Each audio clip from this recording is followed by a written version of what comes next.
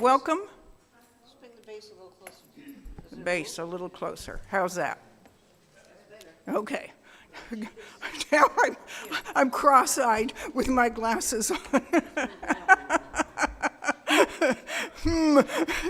This new mic is a little bit of a test. Good morning. Welcome to the Treasure Coast Unitarian Universalist Congregation in Stuart, Florida. Today is, believe it or not, December 1st, 2024. My name is Janet Grote, and contrary to our order of service, I'm your worship associate today. We are a welcoming congregation. We welcome people of all gender identities, ethnicities, ages, and backgrounds. Yes, we need the doors shut. Thank you, AJ. We are on YouTube too. Hey, YouTubers. To be put on our mailing list or to find out more information about us, go to our website, Google TCUUC. Note the email link to request our online newsletter. Silence your cell phones. Visitors. I'm looking around. I don't see any brand new visitors. Okay, the announcements, I didn't check to see if they got current in the order of service, but I'll mention a few of them. First of all, this Tuesday at noon is our brown bag lunch. We are changing the location. It's going to be literally just down the street on Central. Popleto Creek Park, which we kind of recognize as the dog park on this side of the street, but set back is a nice big pond, a walking trail, and a wonderful huge pavilions with bigger tables than we had at the downtown park. So it may be a little easier for us to find too.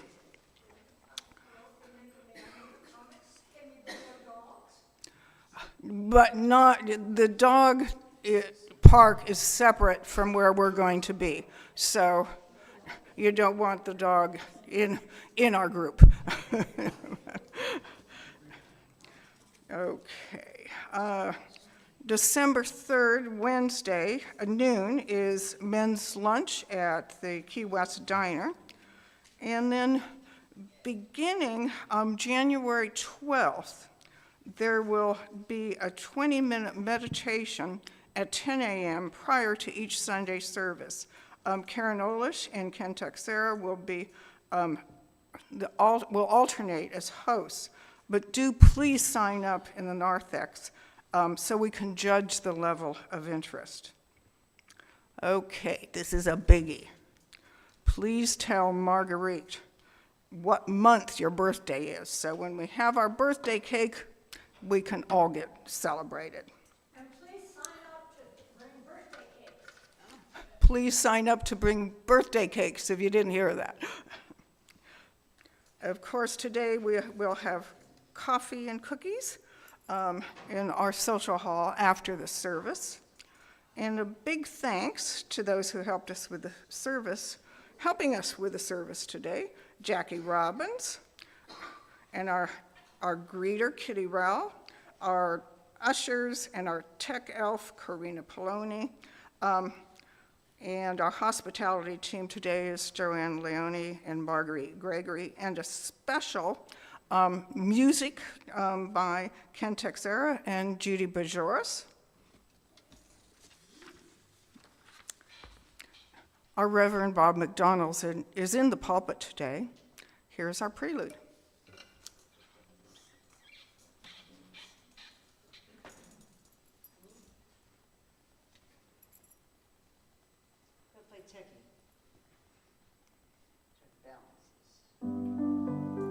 Swan by Sanson.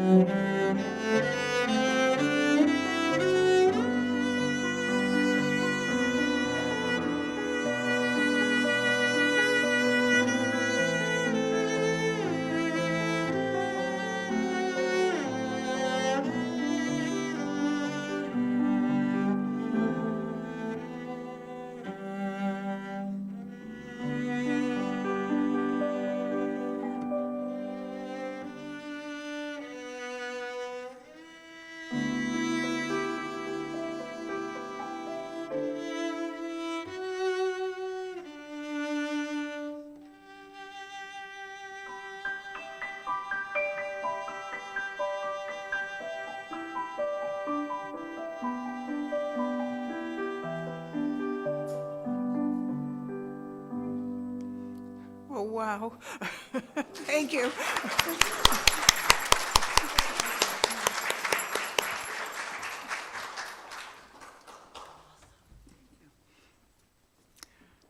We come into spiritual community this morning with many hopes in our hearts.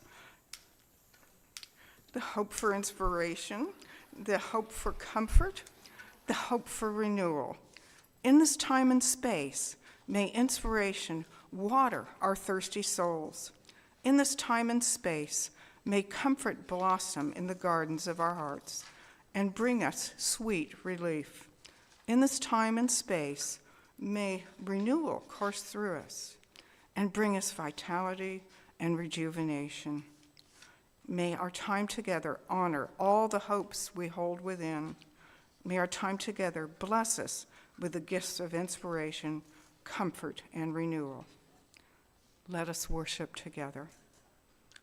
That was by Rebecca Savage. This is going to be a little different.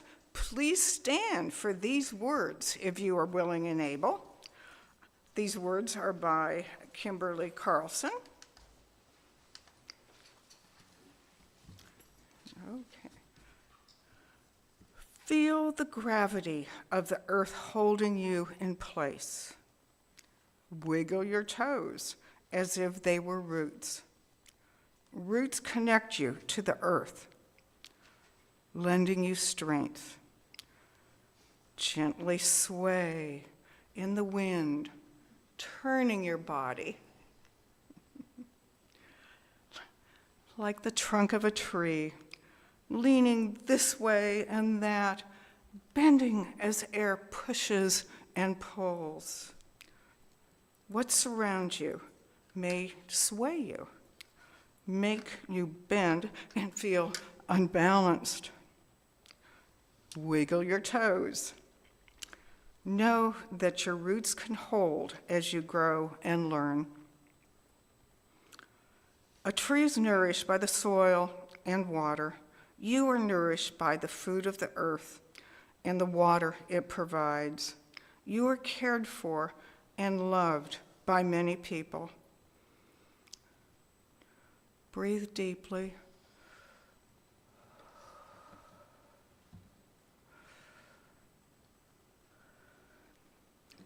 Still yourself. Know that your roots are strong. Wiggle your roots. You may be seated. Our first hymn, you may be seated, but now you can stand if you like, to sing hymn number 346, Come Sing a Song. With me. Not with me, I can't sing. It's a two-pager. Is it a two-pager? There we go. Is this every time I feel the spirit? No, come sing a song with me. Okay, got it. I got it. Yep. I know it didn't say that.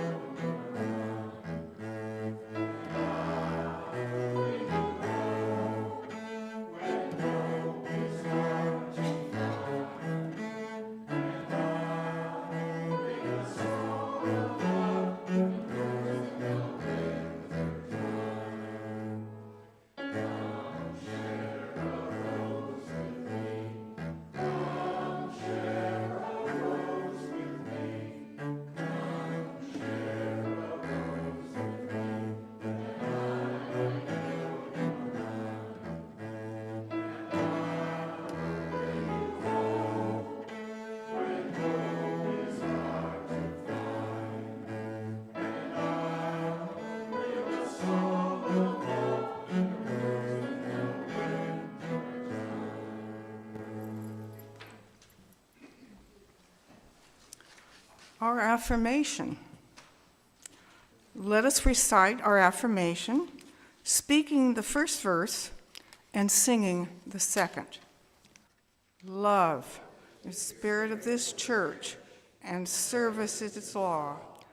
This is our great covenant, to dwell together in peace, to seek the truth in love, and to help one another.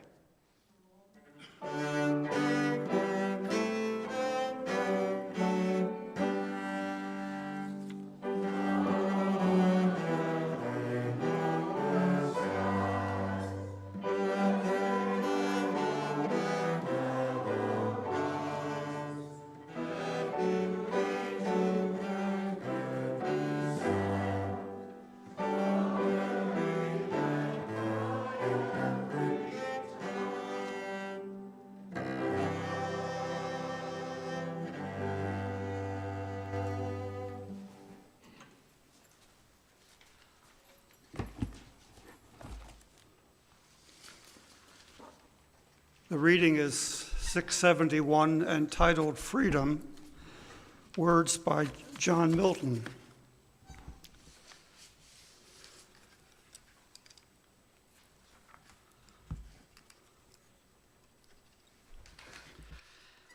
Our faith and knowledge thrive by exercise, as well as our limbs and complexion. If the waters of truth flow not in a perpetual progression, they sicken into a muddy pool of conformity and tradition. The light which we have gained was given us not to be ever staring on, but by it to discover onward things more remote from our knowledge. Where there is much desire to learn, there of necessity will be much arguing, much writing, many opinions. Give me liberty to know, to utter, and to argue freely according to conscience, above all liberties. Though all the winds of doctrine were let loose to play upon the earth, so truth be in the field, we do injuriously to misdoubt her strength. For who knows not that truth is strong next to the Almighty?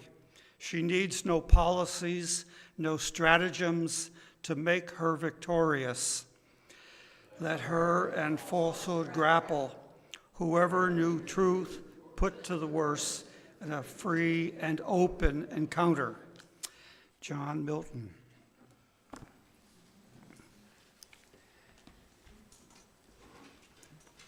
And now, matters of joy or sorrow, we ask you to share yours and hope that you know as you do, you will be heard and supported.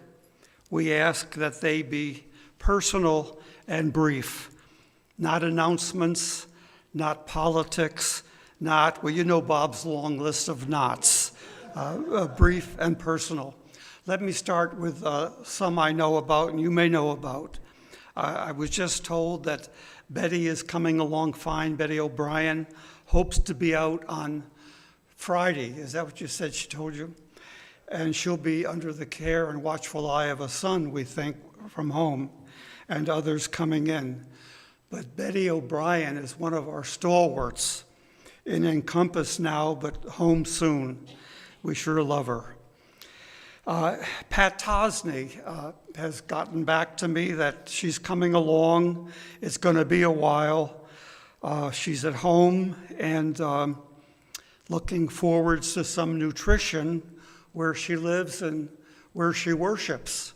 So inviting us to share nutrition with her if we're so inclined. I'll see her with you-know-what, my quiche, this week. We certainly wish Pat the best and only want her recovery. Bill Falk, too, coming along at Palm City Nursing Home and Rehab. He hopes to be there a while, like a month or so, and we just wish him the best. He's there for strengthening, and that's certainly all we want for him. Bill Falk. Now, who else has a matter of joy or sorrow they want to come to the mic and share with us?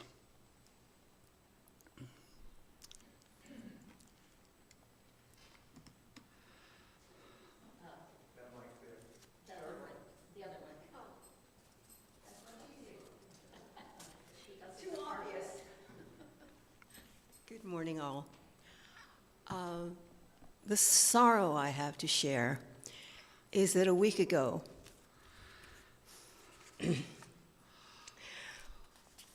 my eldest daughter had all the earmarks of a very severe heart attack. And she's 54 with 5 children, single. However, she apparently did it to herself. I bring this to the attention of each one of us because she was malnourished, she was dehydrated, she was extremely tired from working 18-hour days, and extraordinarily stressed. She did it to herself. Thank God there was no damage, but nonetheless, it was all the earmarks of a true heart attack. And we need to pay attention to what we eat, what we drink, etc. It's extraordinarily serious. My joy.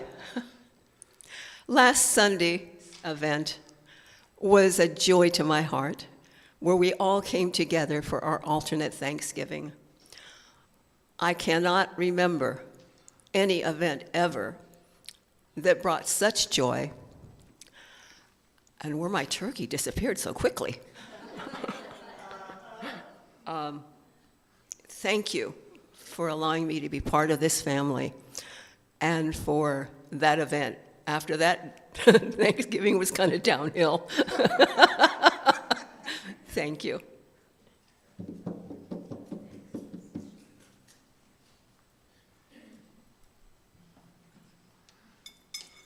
Hi, I'm David Blizzard. I'm glad to be back from the UUFCC, which is from Center County, PA. This last summer, I participated in the renovation of a piece of sculpture up there that was made back in the 60s. It's wonderful. So that's a joy. Despite Amtrak's attempts to prevent my returning on the auto train, I'm here. I'm back. And we won't go back. I think that was 2. Go ahead, Pam. My name is Pam Corbin. Hello, everyone. My joy is the alternate Thanksgiving that we had last Sunday. I have to say thank you, thank you, thank you, thank you. Because what was the food? The food was?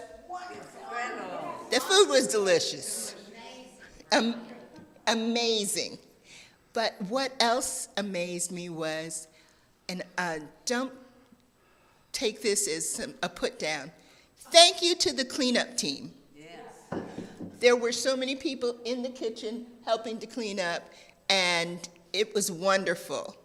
Thank you to Marguerite, who is my general. Look at her. She is my general.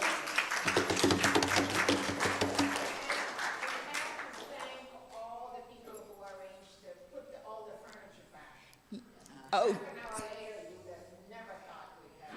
So did you hear that? We have to thank all the people that We won't name them now, but you know you are thanked.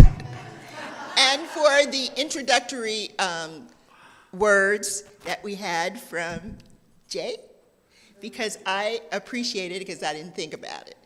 Thank you all for coming. See you next year. Thank you, Pam.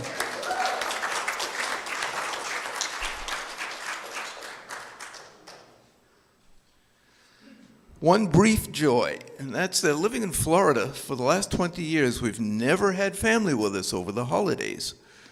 Well, now it turns out that my sister-in-law and her 2 children have moved to Tampa. So they came over for Thanksgiving, and we're going to see them at Christmas. Hey, first time.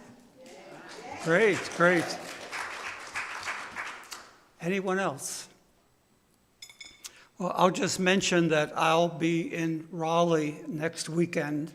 I'm going for the funeral of my grandchildren's grandmother, my son-in-law's mother, after a long bout with Alzheimer's. So I'm going to be with them, and that's where I'll be.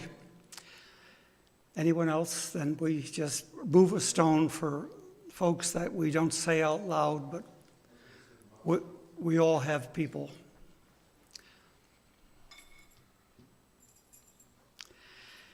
For a meditation, I'm drawn again to Ralph Waldo Emerson's Oversoul in the back of the hymnal.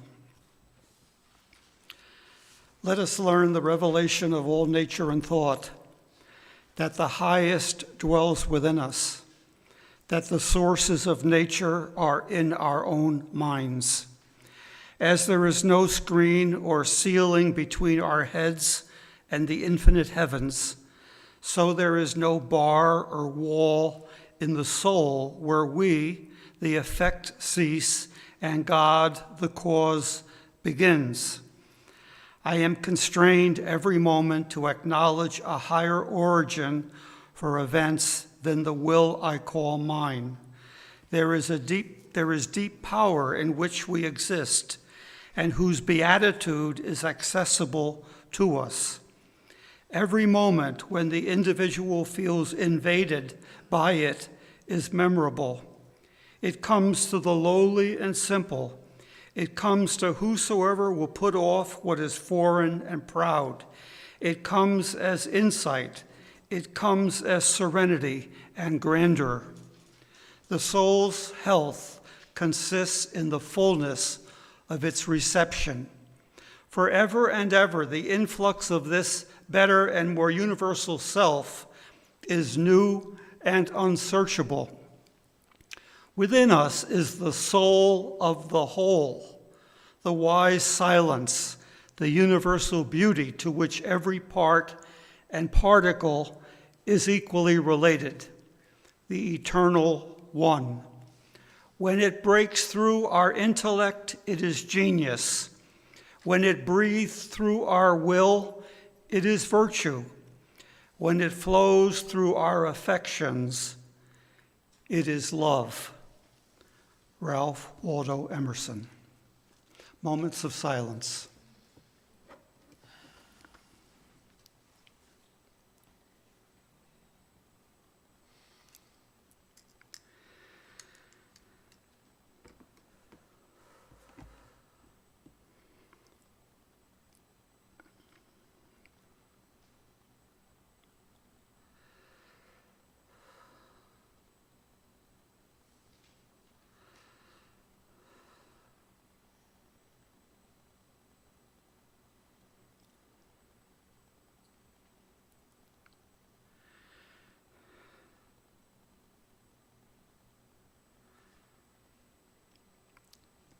And now, Spirit of Life 123, we hum, we sing, you may sit or stand.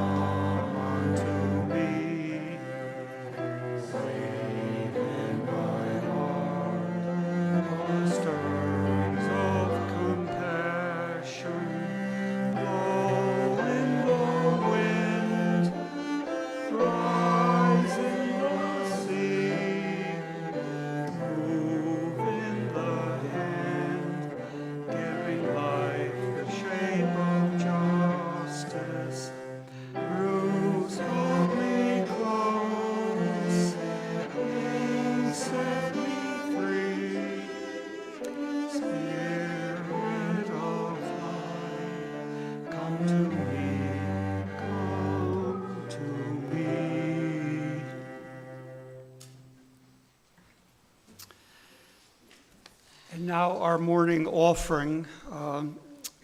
We hope you experience generosity here. We need to experience yours. And now, who will volunteer for this wonderful opportunity? I have a John and I have a Tia.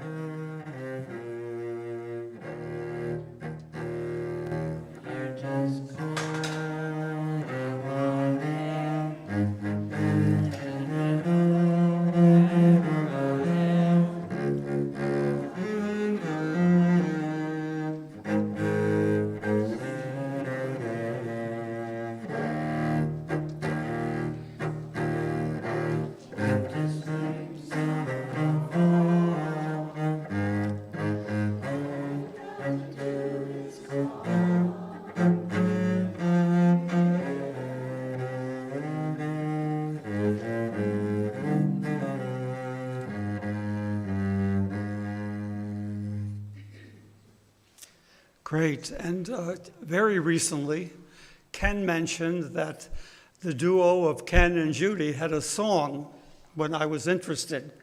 That was a few days ago. And I said, we're interested, so thank you all.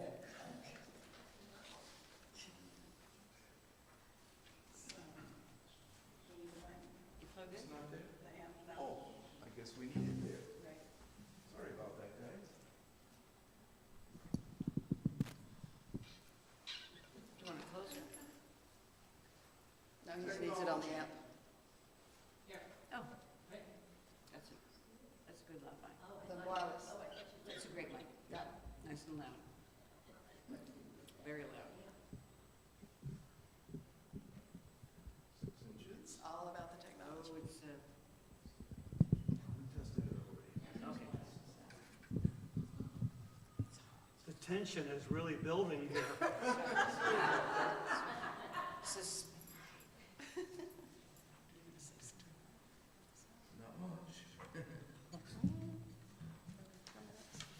This song is from the Americana country tradition, but it speaks to one of the main concerns of the Buddha, which is our delusion of permanence.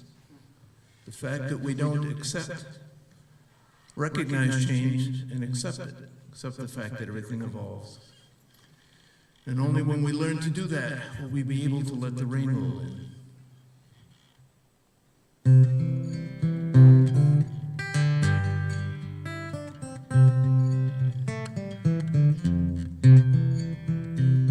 There's just one constant in this whole world, and that's nothing ever stays the same. Someday my life will be over, and no one will remember my name. That's alright, 'cause what's in a name? And who needs another one to memorize anyway? Make no fuss over my grave, just plant something pretty and call it a day. Let's just listen to the rain roll in. I don't feel like we gotta do nothing. Years go by and before too long, even the very last one is gone. The very last one is gone.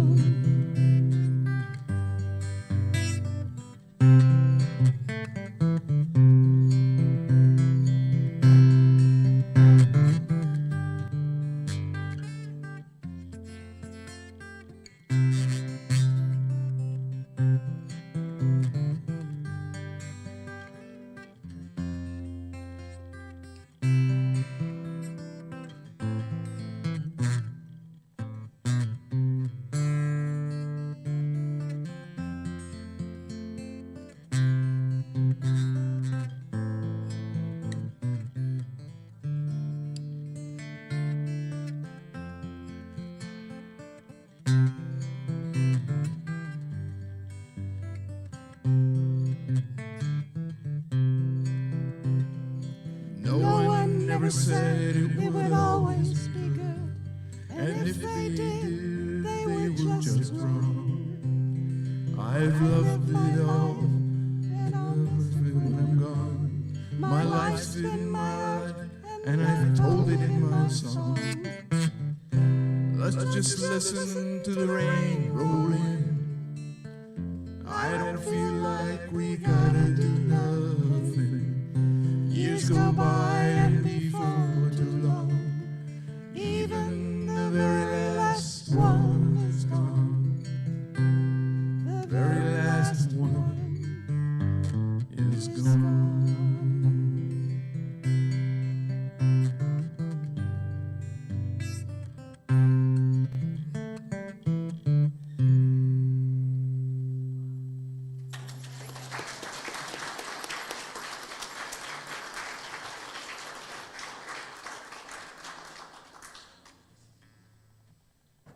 Wonderful, guys. Thank you. Just let me know when you're ready again.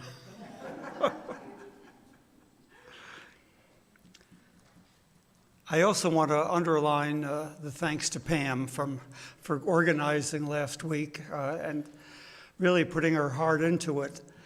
But I want you all to know, when you see her coming around with a clipboard in her hand, you should not assume you better go the other way or have your excuses ready.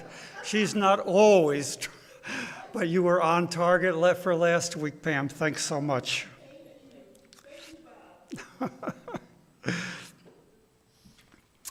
I do get a lot of help as I go on sermonizing. After watching us on YouTube in her Allentown, Pennsylvania assisted living home, Rose Krickenberger sent me a cartoon. I'm hoping it's going to be showing. She got it from Dan, yeah, here it is. She got it from Dan Fansler's Facebook page. Dan and Leslie Carbia used to sing in our services many times. It says, "My desire to be well-informed is currently at odds with my desire to remain sane." She thought I needed that after last Sunday's sermon. Thank you, Rose. I did and do. I said last week that my theme for a while will be tending the resources that we carry and will help us get through what I fear will be a new dark age. Before the Renaissance, ancient learnings like Plato, Ptolemy, were preserved in the libraries of monasteries by brothers and sisters of religious orders. Some scrolls were saved from religious zealots by being buried at Qumran in Israel by the Dead Sea there, and in Nag Hammadi, Egypt. You know, I was thinking, we have a large property here. Dave, you're kind of the history person from the board. Does that mean the future as well as the past?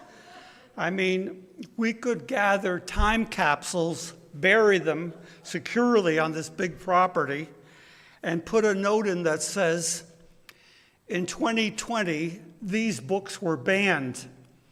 If you dare to dig, enjoy. Just a thought, David, when you're done with the parking lot issue.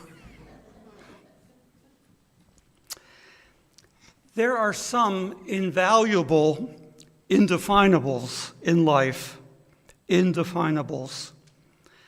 How do I love thee? Let me count the ways to the height and depth and breadth my soul can reach. Spirituality is another such indefinable to me. I used to think that introverts had a congenital advantage.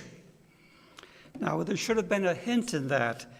Intra, inner, extra, outward. Anyway, from my early years as a student minister in West Virginia, I've wondered what it is, spirituality, and envied some who seemed to know. There was a young guy about my age who had relatives in one of my small churches. He said he was called to the ministry. I never heard him, but I heard plenty about him. I was told that in his sermons, he often said he was called to tell the folks whatever, and got himself quite worked up in the telling. And some thought that was the height of spirituality. Others wondered aloud to me, who called him? My problem with spirituality from my youth was that it seemed like another world with limited access. One of my main problems in computer world today is remembering passwords, because I failed to write them down, not even on the Post-it notes I bragged to use. Spirit world is more complicated if it's more than metaphor talk. In one of my trips to Israel, I got the basic biblical literalist tour. There were 2 towns called Caesarea, towns named for Caesar. One was called Caesarea by the sea because it was on the coast of the Mediterranean. There was an ancient Roman stadium and a small mountain with a cave opening. We were told that opening was thought in ancient times to be the opening to the spirit world. And I had pictures I wanted to pass around. This is that cave and that opening. Yeah, one each side. They're basically the same. Thank you. The town came to be called Bonias or Panias after the god Pan. And to build up this biblical tour stop, we were told that when Jesus made his famous Peter declaration on this rock, Petros, Peter, I will build my church. No, just move it along the rows. You don't need to do anything, Janet. On this rock, Petros, I will build my church, and the gates of hell shall not prevail against it.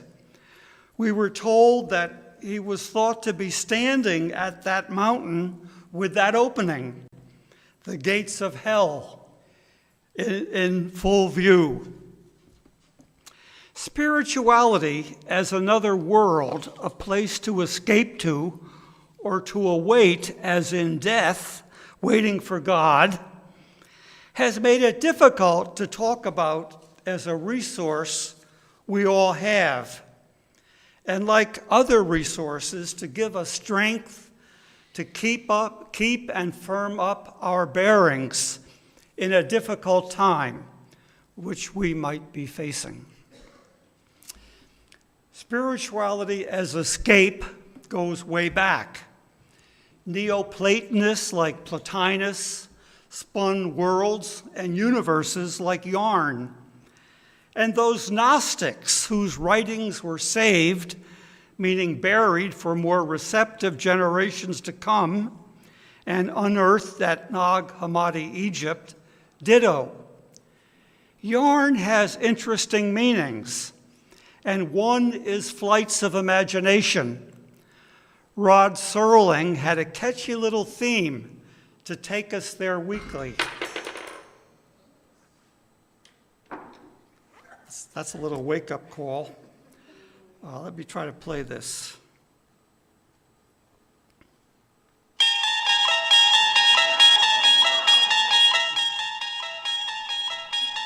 You unlock Are you this ready to door go with there? the key of imagination. Beyond it is another dimension. A dimension of sound. Another dimension. Spirituality came to mean more to me when academics I was reading defined it as something we all had: depth, Tillich, and inwardness, Whitehead. And the issue was paying attention, owning and honoring what you were deep down. And all of a sudden, a lot of people were informing me about my own spirituality. I was trying to pay attention.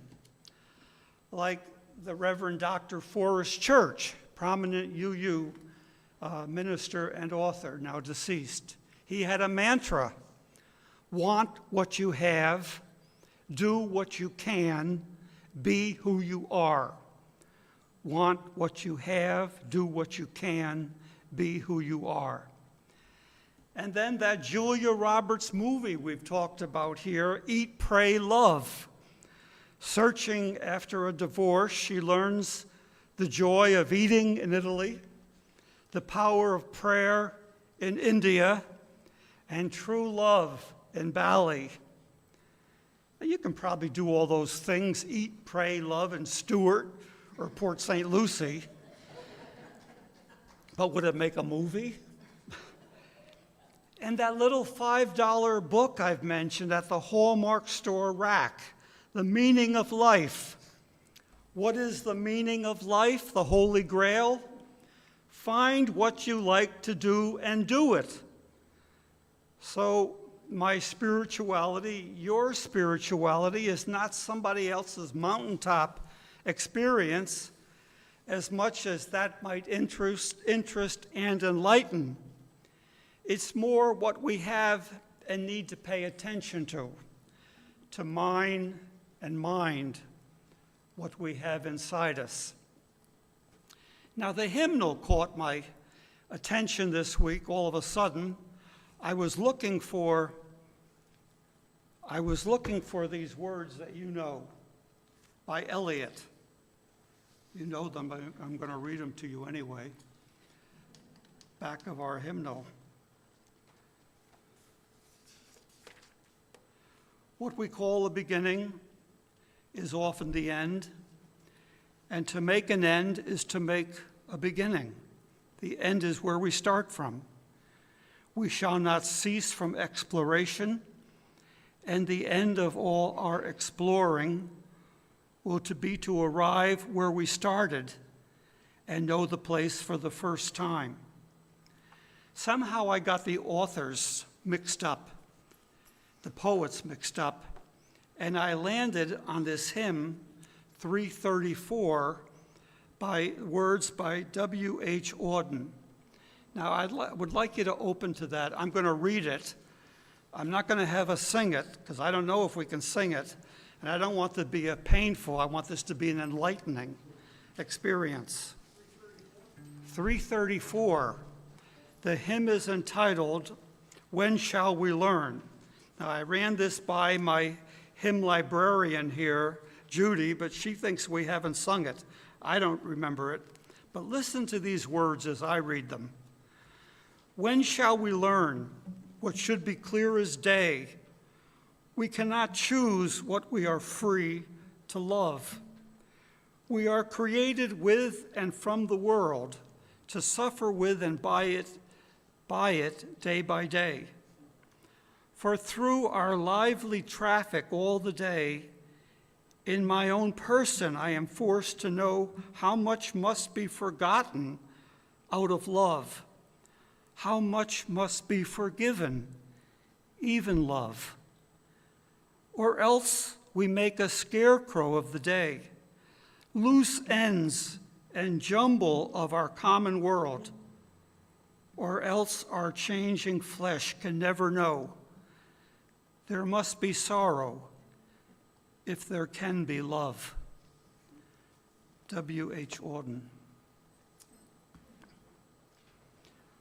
When I asked the board members who rehired me after 7 years in the other building and a 4-year break, I asked them to let me know what they and others were looking for in our worship services, and almost everyone who responded said spirituality.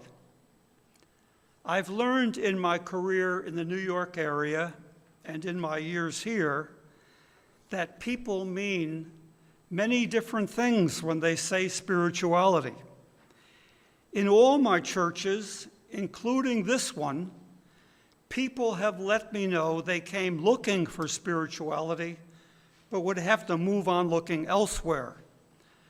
Those who conveyed why they felt they weren't finding it, spirituality, usually said church was too social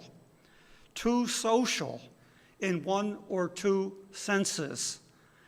They didn't want to hear about social gatherings like the eat, meet, and greet events we planned because we thought people wanted to get to know kindred spirits. We still do, though we do upgrade the title to Table Conversations.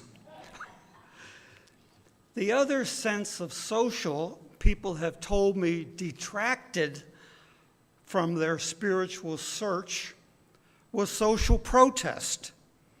They did not come to worship to be encouraged to carry placards on the bridge.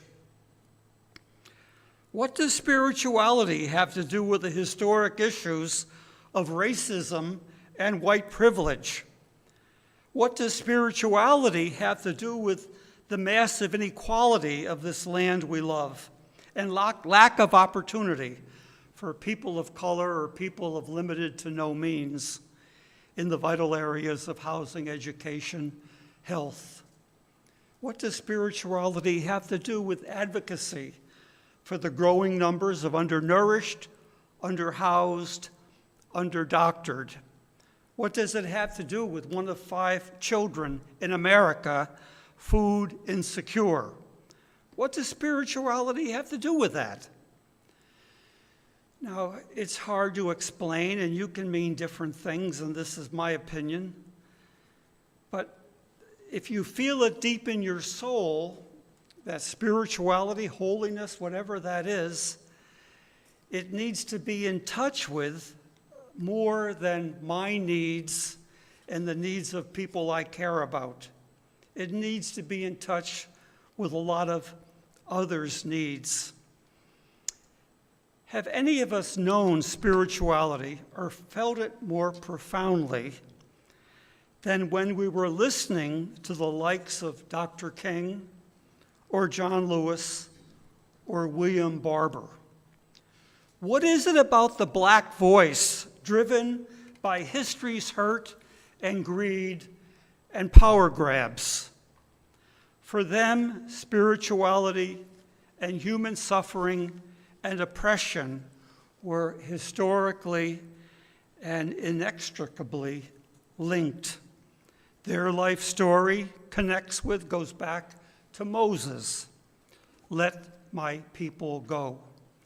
Now, I know it's not true for all UUs, but I know it applies to a lot of UUs and to a lot of other religious groups. Spirituality gets real when it has the ring of moral clarity and honesty. We just know it when we hear it. And when we know it, we want to be it a little more than we have been. Our closing hymn. Every time I feel the Spirit, and I hope you're feeling it. 208, 2 verses.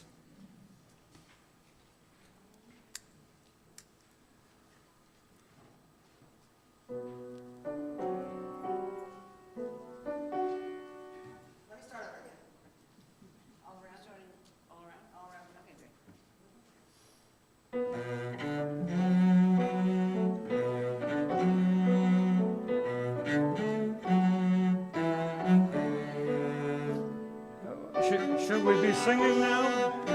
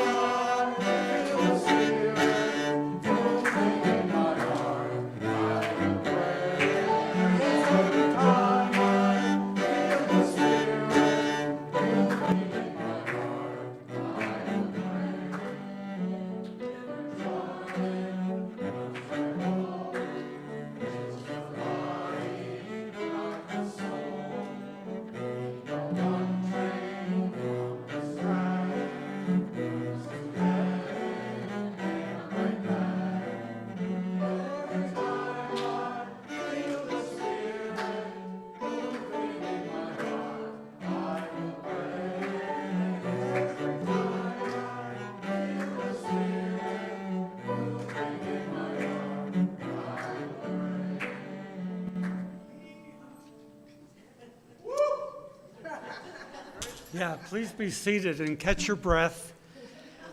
And I don't have to tell you that we are a village here making worship happen, and I sure do appreciate all the help I get.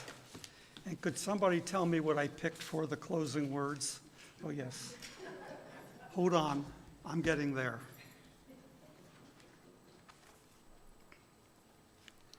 These are Theodore Parker. Be ours a religion which, like sunshine, goes everywhere.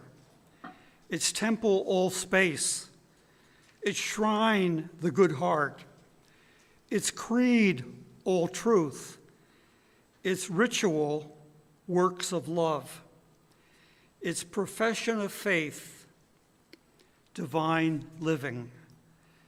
Theodore Parker.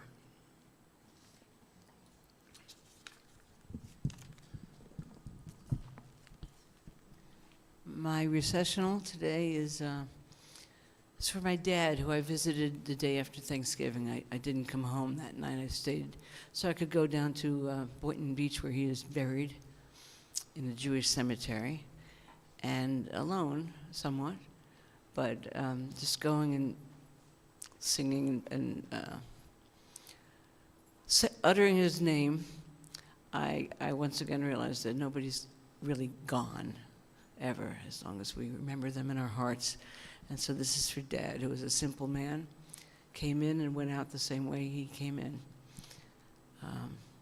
with no affectations.